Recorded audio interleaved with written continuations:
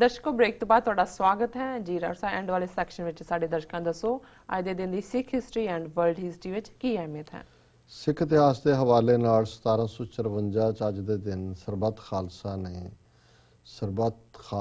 ਨੇ ਸਰਦਾਰ ਜੱਸਾ ਸਿੰਘ ਆਹਲੂਵਾਲੀਆ ਨੂੰ ਦਲ ਖਾਲਸਾ, ਇੱਕ ਸਰਬੱਤ ਖਾਲਸਾ ਹੈ, ਕਨਫਿਊਜ਼ਨ ਹੋ, ਦਲ ਖਾਲਸਾ ਸਾਰੀਆਂ ਸਿੱਖ ਮਿਸਲਾਂ ਦਾ ਇੱਕ ਸਾਂਝਾ ਜਿਹੜਾ ਫਰੰਟ ਸੀ ਉਹਦਾ ਮੁਖੀ ਥਾਪਿਆ।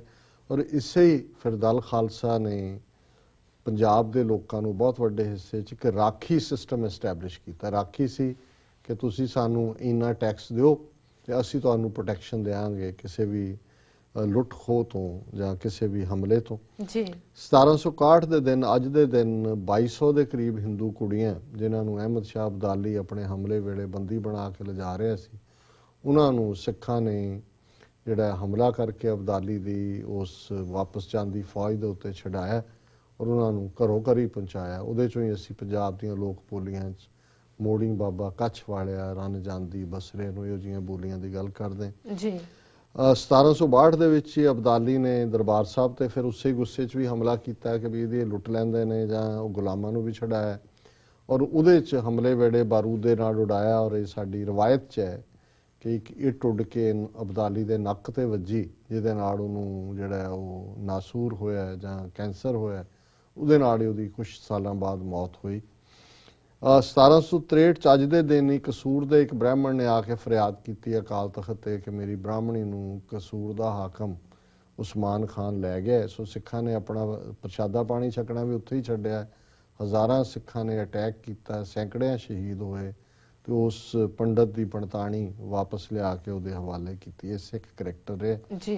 1765 ਚ ਸਿੰਘਾਂ ਨੇ ਫਿਰ ਇਹ ਗੁਰਮਤਾ ਕੀਤਾ ਕਿ ਅਸੀਂ ਲਾਹੌਰ ਤੇ ਕਬਜ਼ਾ ਕਰਨਾ ਔਰ ਬਹੁਤ ਜਲਦੀ ਕਬਜ਼ਾ ਕੀਤਾ ਵੀ। 1993 ਚ ਅੱਜ ਦੇ ਦਿਨ ਸਾਡੇ ਖਾਲਿਸਤਾਨੀ ਲਹਿਰ ਦੇ ਸੰਘਰਸ਼ ਦੇ ਇੱਕ ਬਹੁਤ ਵੱਡੇ ਯੋਧੇ ਭਾਈ ਮਥਰਾ ਸਿੰਘ, ਉਹਨਾਂ ਨੂੰ ਪੁਲਿਸ ਹਿਰਾਸਤ ਦੇ ਵਿੱਚ ਸ਼ਹੀਦ ਕੀਤਾ ਗਿਆ। ਵਰਲਡ ਹਿਸਟਰੀ ਦੇ ਹਵਾਲੇ ਨਾਲ 1790 ਚ ਪਹਿਲੀ ਵਾਰ ਅਮਰੀਕਾ 'ਚ ਕਿ ਕੋਈ ਚੀਜ਼ ਪੇਟੈਂਟ ਕਰਾਣੀ ਹੈ, ਇਹ ਲਾਅ ਜਿਹੜਾ ਸਾਹਮਣੇ ਆਇਆ। 1869 ਚ ਕਾਂਗਰਸ ਨੇ ਸੁਪਰੀਮ ਕੋਰਟ ਦੇ ਅਮਰੀਕਾ ਦੇ ਜੱਜਾਂ ਦੀ ਗਿਣਤੀ 7 ਤੋਂ ਵਧਾ ਕੇ 9 ਕੀਤੀ। 1887 ਚ ਅਬਰਾਹਮ ਲਿੰਕਨ ਨੂੰ ਆਪਣੀ ਵਾਈਫ ਦੇ ਨਾਲ ਸਪਰਿੰਗਫੀਲਡ ਇਲੀਨੋਇਸ, ਉਹਨੂੰ ਪਹਿਲਾਂ ਤਾਂ ਵਾਸ਼ਿੰਗਟਨ 'ਚ ਹੀ ਬਰੀ ਕੀਤਾ ਸੀ, ਦਫਨ ਕੀਤਾ ਸੀ, ਫਿਰ ਸਪਰਿੰਗਫੀਲਡ ਇਲੀਨੋਇਸ ਜਿਹੜੀ ਉਹਦੀ ਸਟੇਟ ਹੈ ਉੱਥੇ ਦਫਨ ਕੀਤਾ ਹੈ ਵਾਈਫ ਦੇ ਨਾਲ। 1930 ਚ ਪਹਿਲੀ ਵਾਰ ਸਿੰਥੈਟਿਕ ਰਬੜ ਜਿਹੜਾ ਹੈ ਉਹ ਪ੍ਰੋਡਿਊਸ ਹੋਇਆ। 1960 ਚ ਸੈਨੇਟ ਨੇ ਜਿਹੜਾ ਸਿਵਲ ਲਿਬਰਟੀ ਐਕਟ ਹੈ ਉਹ ਲੈਂਡਮਾਈਨ ਉਸ ਨੂੰ ਪਾਸ ਕੀਤਾ। 1986 ਚ ਅੱਜ ਦੇ ਦਿਨ ਬੇਨਜ਼ੀਰ ਭੁੱਟੋ ਜਿਹੜੀ ਆਪਣੀ ਜਲਾਵਤਨੀ ਤੋਂ ਪਰਤ ਕੇ ਪਾਕਿਸਤਾਨ ਗਈ ਔਰ 2001 ਦੇ ਵਿੱਚ ਨੀਦਰਲੈਂਡ ਨੇ ਕਾਨੂੰਨ ਪਾਸ ਕੀਤਾ ਕਿ ਜਿਵੇਂ ਜੀਵਨ ਦਾ ਹੱਕ ਹੈ ਇਵੇਂ ਜਿਹੜਾ ਮਰਨਾ ਚਾਹੁੰਦਾ ਹੈ ਉਹਨੂੰ ਮਰਨ ਦਾ ਹੱਕ ਹੈ। ਸੋ ਮਰਨਾ ਵੀ ਜਿਹੜਾ ਹੈ ਉਹਨੂੰ ਕਾਨੂੰਨੀ ਜਿਹੜੀ ਹੈ ਮਾਨਤਾ ਦਿੱਤੀ। ਜੀ ਡਾਕਟਰ ਸਾਹਿਬ, ਤੁਹਾਡਾ ਬਹੁਤ ਬਹੁਤ ਸ਼ੁਕਰੀਆ। ਸਾਡਾ ਅੱਜ ਦਾ ਸਵਾਲ ਹੈ, ਮੋਦੀ ਆਪਣੀ ਕੈਨੇਡਾ ਫੇਰੀ ਦੌਰਾਨ ਕਾਮਾਗਾਟਾ ਮਾਰੂ, ਮਿਊਜ਼ੀਅਮ ਰੋਡ ਸਟਰੀਟ, ਵੈਨਕੂਵਰ ਦੇ ਗੁਰਦੁਆਰਾ ਸਾਹਿਬ ਅਤੇ 에ਅਰ ਇੰਡੀਆ ਹਾਦਸੇ ਵਿੱਚ ਮਾਰੇ ਗਏ ਲੋਕਾਂ ਦੀ ਯਾਦ ਵਿੱਚ ਬਣੇ ਮੈਮੋਰੀਅਲ ਤੇ ਵੀ ਜਾਵੇਗਾ। ਡਾਕਟਰ ਸਾਹਿਬ, ਮੋਦੀ ਦਾ ਇਹਨਾਂ ਤਿੰਨਾਂ ਥਾਵਾਂ ਤੇ ਜਾਣ ਦਾ ਕੀ ਮਕਸਦ ਹੈ?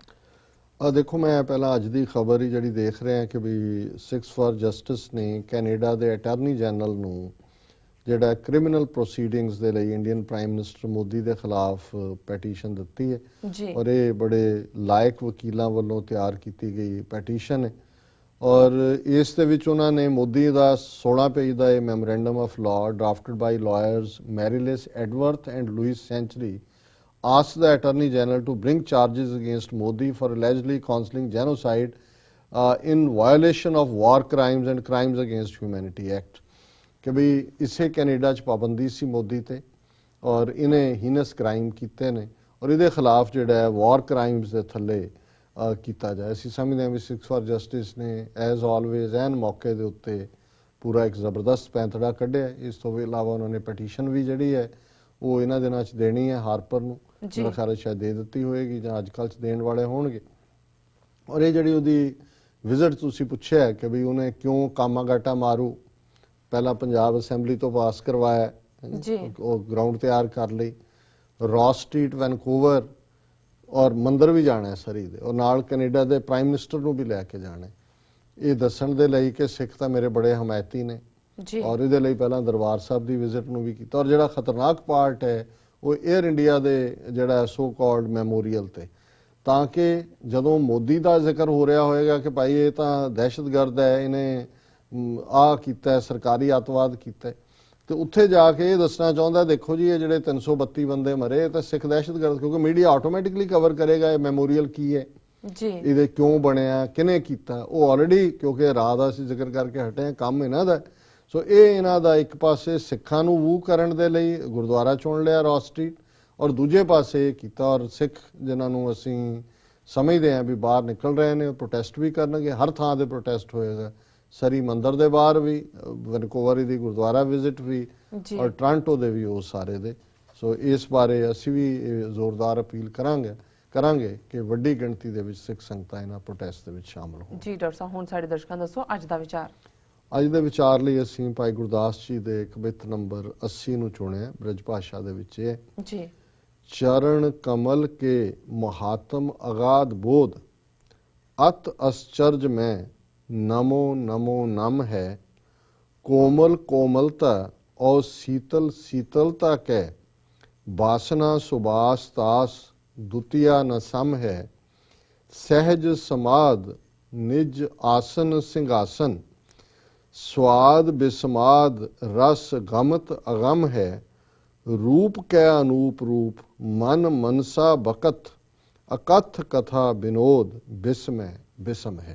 जी कि निरंकार दे नाल जुड़े हैं, उस दे कमल दे फुल वर्गे, लोटस वर्गे उस दे चरण, चरण कमल कै महात्म अगाध बोध, कि ਜਿਹੜਾ ਉਸ ਨਿਰੰਕਾਰ ਦੇ ਚਰਨਾਂ ਦੇ ਨਾਲ ਜੁੜਦਾ ਹੈ, ਯਾਨੀ ਚਰਨਾਂ ਨਾਲ ਜੁੜਨਾ, ਉਸ ਦੇ ਸ਼ਬਦ, ਉਸ ਦੇ ਨਾਮ ਨੂੰ ਆਪਣੇ ਹਿਰਦੇ 'ਚ ਵਸਾਉਂਦਾ ਹੈ, ਰੱਬ ਦੀ ਹੋਂਦ ਨੂੰ ਮਹਿਸੂਸ ਕਰਦਾ ਹੈ, ਉਸ ਦੀ ਜਿਹੜੀ ਗੁਣ ਨੇ ਅਗਾਧ ਬੋਧ, ਕਿ ਉਹ ਕੰਪਰੈਹੈਂਸਿਵ ਜਿਹੜਾ ਉਹ ਸਾਰੇ ਦਾ ਬਿਆਨ ਨਹੀਂ ਕੀਤਾ ਜਾ ਸਕਦਾ ਕਿ ਉਸ ਮਨੁੱਖ ਦੇ ਵਿੱਚ ਕਿਹੋ ਜਿਹੇ ਗੁਣ ਆਉਂਦੇ ਨੇ। ਅਤ ਅਸਚਰਜ, ਉਹ ਵੰਡਰਫੁਲ ਹੈ, ਅਸਚਰਜ ਹੁੰਦਾ ਹੈ ਵੰਡਰਫੁਲ।